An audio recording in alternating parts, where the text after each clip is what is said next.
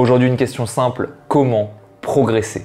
Est-ce qu'il faut augmenter son volume d'entraînement? Est-ce qu'il faut faire certains types de fractionnés en particulier? Est-ce qu'il faut planifier son année d'une certaine manière? Et si pour progresser, toutes ces questions étaient importantes, mais étaient en réalité seulement secondaires? Aujourd'hui, pas spécialement de science, puisque nous allons parler méthodologie. Dans cette vidéo, je vais vous parler de ce qui est pour moi la clé principale de la progression, la surcharge progressive.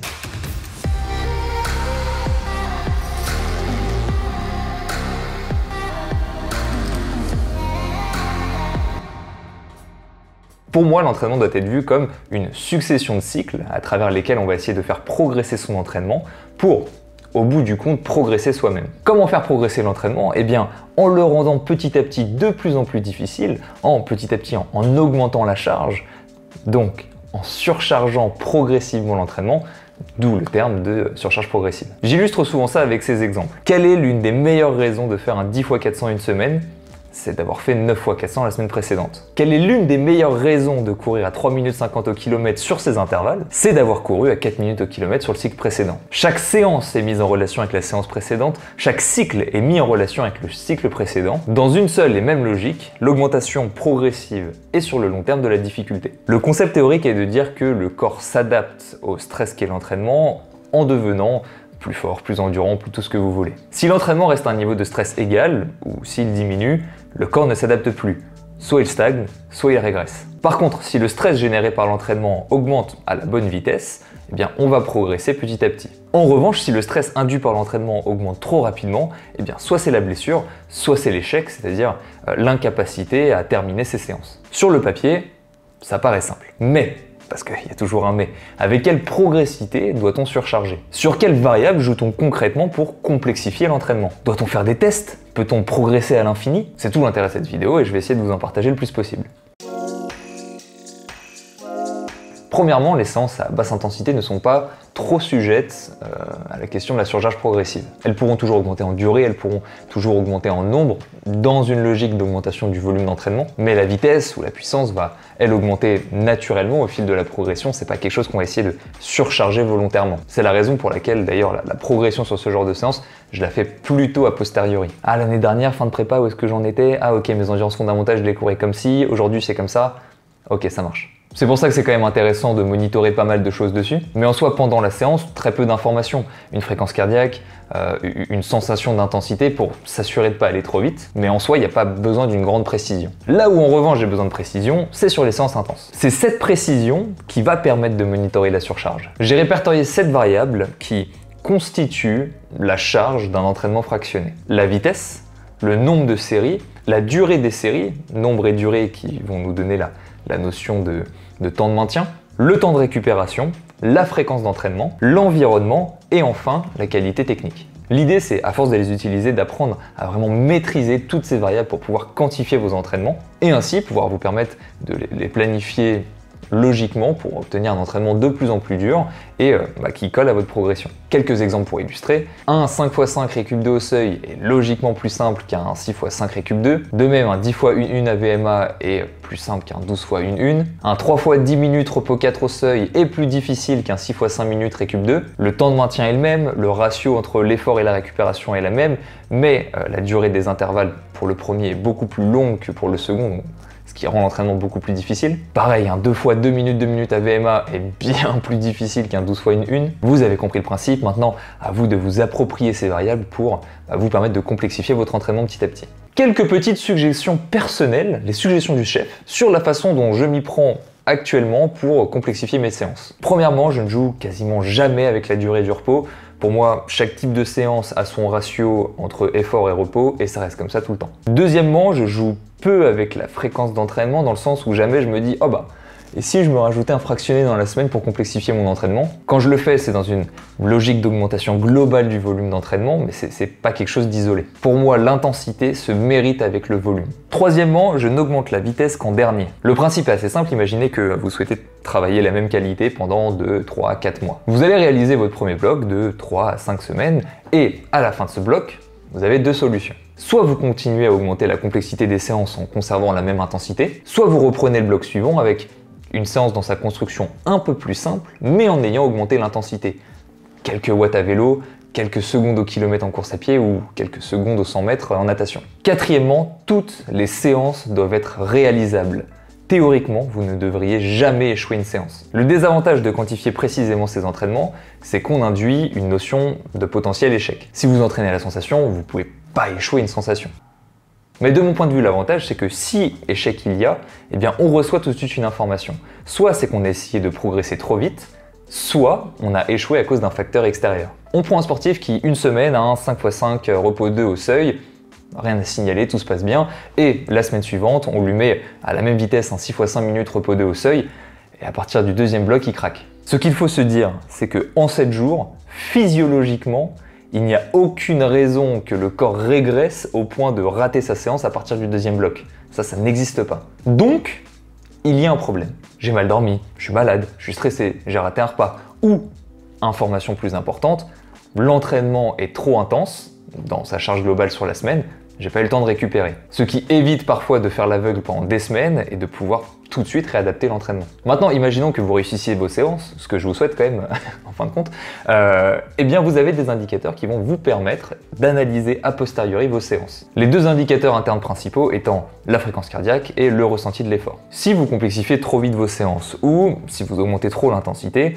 votre cardio et votre ressenti d'effort vont augmenter significativement. Et à l'inverse, si vous progressez, ils vont diminuer. Par exemple, quand on débute à la même intensité, c'est tout à fait possible au fil des semaines eh bien, que l'on perde 2, 3, 4 battements par minute, quand bien même les séances se complexifient dans leur structure. Les séances vous paraissent plus longues, logique, mais pas réellement plus dures. Et bien ça, par exemple, c'est un grand feu vert pour se rajouter 5-10 watts sur le prochain bloc. Cinquièmement, on peut dissocier, enfin on peut, il y a tout intérêt à le faire d'ailleurs, on peut dissocier la progression dans chacune des qualités qu'on travaille à l'entraînement. Ce qui permet d'observer des profils. L'idée c'est de se dire, au lieu de systématiquement et un peu bêtement de se dire, bon bah la VMA ou la PMA c'est 120% du seuil 60, et bien au lieu de le prendre pour un genre comptant et pour tout le monde, et bien dissocier la progression dans différentes qualités va nous permettre de savoir si pour une personne c'est vrai ou si c'est faux.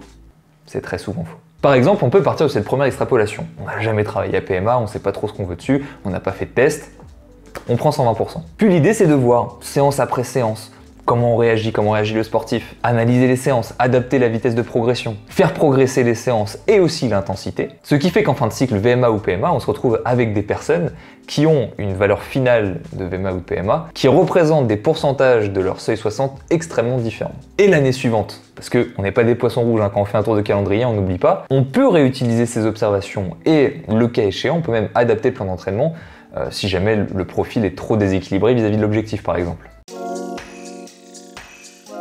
Vous l'aurez compris, ce système permet d'augmenter les vitesses ou les puissances petit à petit sans devoir constamment refaire des tests. Chaque séance est un test en soi. Réalise-moi un 5x5 au seuil ou un 10x1 à VMA et je te dirai qui tu es. Quand on maîtrise chaque variable pour quantifier ses entraînements, chaque entraînement nous renseigne sur un niveau de forme. Si au bout de 2 mois, un sportif réalise la même séance avec le même cardio, le même ressenti d'effort, mais avec 10 watts de plus, il a progressé. Et j'ai pas besoin d'un test pour me le montrer. Plus intéressant encore, cette méthode nous permet en réalité d'utiliser des données peu fiables pour commencer les cycles. On peut très bien partir d'une extrapolation un peu vague à partir d'une course, on peut très bien partir d'un pourcentage de VMA par exemple, puisque vous l'aurez déjà compris, l'objectif n'est pas de garder cette valeur initiale jusqu'au prochain test, mais de progresser petit à petit pour tendre vers le vrai niveau d'une personne sur un type de séance. Alors oui, cette vision est indissociable de ce que je vous ai expliqué dans l'une de mes dernières vidéos sur les types d'entraînement. Déjà, je vous l'ai dit, il n'y a pas de bouton, et quand bien même il y en aurait un, pour moi ça ne servira à rien d'appuyer dessus. Par conséquent, et si vous voulez les explications scientifiques, vous pouvez toujours retourner voir la vidéo, pour moi, une séance au seuil 60 n'est pas faite pour être réalisée pile poil sur le seuil. Une séance au seuil 60 a simplement une structure qui me permet d'affirmer que vous ne pouvez pas la réaliser avec votre vitesse limite 5 minutes, vitesse limite 15, voire même ni 30 d'ailleurs. Ou tout du moins pas avec le cardio et le ressenti d'effort que j'attendrais sur ce type de séance. Et même chose à l'inverse, si vous la réalisez avec votre vitesse limite 90 minutes, votre cardio et votre ressenti d'effort seraient beaucoup trop faciles par rapport à mes attentes. On va reprendre un dernier exemple qui va reprendre ce qu'on a déjà montré dans les autres exemples, mais l'apprentissage passe par la répétition. Imaginons, on s'apprête à réaliser un cycle de seuil 60, donc seuil 60 qui normalement devrait être réalisé à notre vitesse limite 60 minutes, mais on n'a pas hyper bien calculé, et ce qu'on a calculé comme ce qu'on pense être notre vitesse limite 60 minutes est en réalité notre vitesse limite 75 minutes. Si on la testait, on tiendrait 75 minutes. Mais on va pas le tester. Sur les séances du premier bloc, on aura de la marge. On va chercher à complexifier les séances et à la fin de ce premier bloc, on va pouvoir augmenter l'intensité. On va augmenter de 5 ou 10 secondes par kilomètre en fonction de la différence entre ce qui est attendu sur la séance et ce qu'on y a réalisé. Et par conséquent, là, on s'apprête à s'entraîner à notre réelle vitesse limite 60 minutes. On continue sur le deuxième bloc, on continue à complexifier les séances, on continue à progresser, ce qui fait que notre vitesse limite 60 minutes, à force de progresser, est devenue en réalité notre vitesse limite 65 minutes. Si on avait testé cette vitesse au début du bloc, on l'aurait tenu 60 minutes, et si on l'avait testé à la fin du bloc, on l'aurait tenu 65 minutes. Mais on fait toujours pas de test, ne vous inquiétez pas. À ce moment-là, on arrive à la fin du deuxième bloc, et là, eh bien, on a les deux solutions. Soit on continue à complexifier les séances parce que, la compétition est proche et on a besoin de temps de maintien beaucoup plus grand que ce qu'on est en train de réaliser, ou alors eh bien, on augmente l'intensité et ce vitesse limite 65 minutes va peut-être tendre vers la vitesse limite 60 minutes ou même 55 minutes si on est un peu gourmand, et ainsi de suite, mois après mois, année après année, et jusqu'à quand on veut quoi. Et c'est pour ça que le seul test qu'il y a besoin de faire, c'est de refaire la séance. Si au bout de 2 ou 3 ans, un sportif réalise la même séance, avec le même cardio, avec le même ressenti d'effort, mais avec 50 watts de plus, il a progressé. Et j'ai toujours pas besoin de test pour le savoir. Après oui, il faut avoir développé son référentiel. Il faut avoir développé la structure de ces séances de EMA, de ces séances seuil 30, seuil 60. Et pour ça, oui, ça prend du temps. Pour ceux qui sont curieux, toutes mes séances sont toujours disponibles sur Strava, ça change pas. Et si vous n'avez pas des jours à dédier à l'épluchage de mon Strava, ce que je peux comprendre, le meilleur moyen de tester et d'éprouver ce que je viens de vous expliquer depuis tout à l'heure, c'est d'utiliser campus.coach. Tous les coureurs qui progressent grâce au campus progressent avec ce que je viens de vous expliquer là. Et si vous êtes vraiment curieux et que vous voulez l'éprouver par vous-même, les plans les plus basiques sont gratuits, vous n'avez rien à perdre.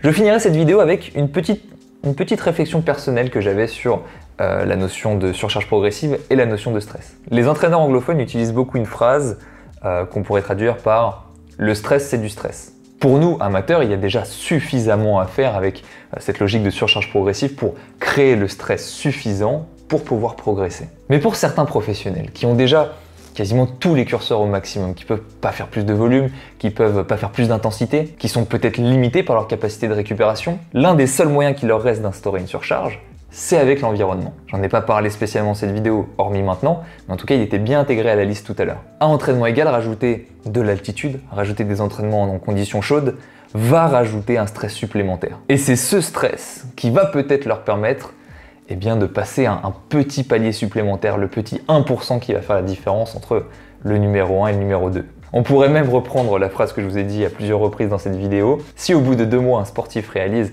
le même entraînement avec le même cardio, le même ressenti d'effort, mais avec 20 degrés Celsius de plus, alors il a progressé et j'ai pas besoin de le tester. Voilà, c'était une petite gourmandise que je voulais vous partager. Dites-moi ce que vous en pensez. Je trouvais ça intéressant d'envisager l'entraînement en altitude et en conditions chaudes de cette nouvelle manière. En tout cas, pour moi, c'est tout sur la surcharge progressive. Je vous en parle depuis longtemps. Vous avez été nombreux d'ailleurs à me faire le retour que cette nouvelle vision de l'entraînement avait considérablement impacté votre progression. D'où pour moi la volonté de vouloir y faire une vidéo vraiment dédiée. Et puis j'espère que cette vidéo va pouvoir aider de nouvelles personnes. Si elle vous a plu, en tout cas, n'hésitez pas à me le faire savoir. Et puis d'ici la prochaine fois, entraînez-vous bien. À la prochaine.